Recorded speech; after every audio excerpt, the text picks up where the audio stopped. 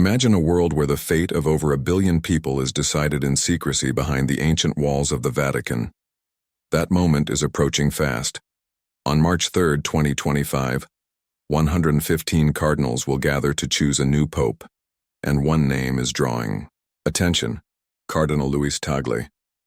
Could this humble Filipino leader, whom Pope Francis sees as a kindred spirit, rise from Manila's streets to become the next pope? Or will the weight of tradition keep power in more familiar hands? This is more than just an election of religious leadership. It is about the future of an institution grappling with modern challenges: poverty, climate change, and evolving beliefs. The next pope must confront these pressing issues. Pope Francis, now 88, has spent over a decade advocating for a church that embraces the forgotten and the marginalized. His close ally, Cardinal Tagle, shares this vision. He is known for his humility, his commitment to the poor, and his ability to connect with people across cultures. But not everyone is in agreement. Some view him as too progressive, a challenge to the Church's long-held traditions. Others, like Cardinal Pietro Parolin, stand as alternatives, offering a more traditional path forward. In this video, we will explore Tagle's journey, his connection with Pope Francis, and the power struggle that could shape the future of the Catholic Church. Born in 1957 in Manila, Philippines, Luis Antonio Tagle did not grow up in a world of power and privilege. He was raised in a modest home where faith was a part of daily life. With a sharp mind and a deep sense of compassion, he pursued theology, earning a doctorate but never losing touch with the realities of ordinary people. By 2011, he was appointed Archbishop of Manila, leading one of the largest Catholic dioceses in the world, a role that propelled him onto the global stage. Tagle is not a typical church leader.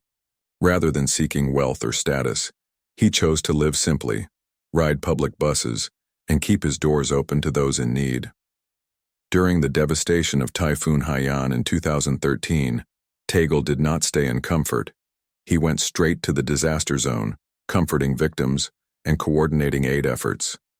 This earned him the nickname Asia's Francis. Like Pope Francis, he believes the Church should be present where people are suffering the most.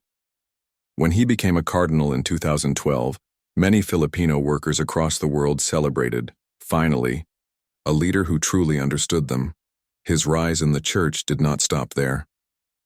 In 2015, Tagle became the head of Caritas Internationalis, one of the largest Catholic charities in the world, serving millions in need. He took on global challenges such as hunger, climate change, and refugee crises, proving his ability to lead on an international level.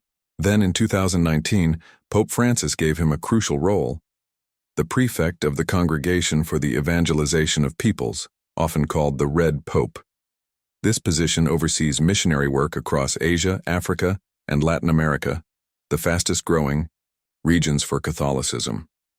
Tagle's philosophy is simple yet profound. Listening leads to love.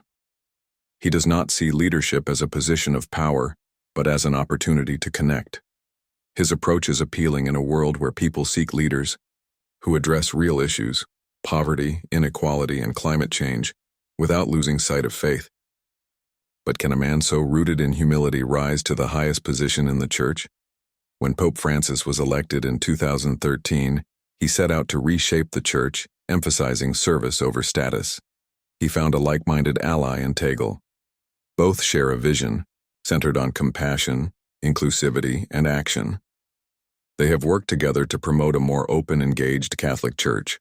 Pope Francis even entrusted Tagle with one of the most influential roles in shaping Catholicism's future, particularly in regions where the Church continues to grow rapidly.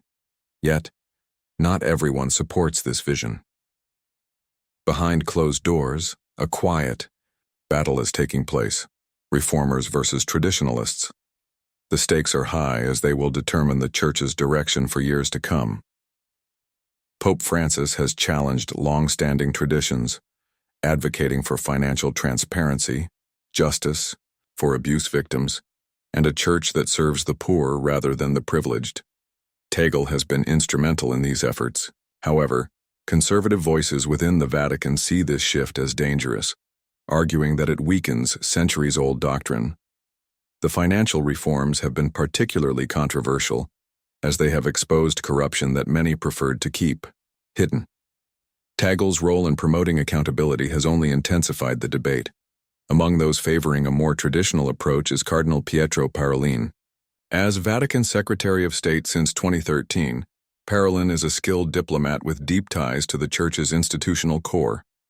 Unlike Tagle, who leads with compassion, Parolin is known for his strategic thinking and careful negotiations.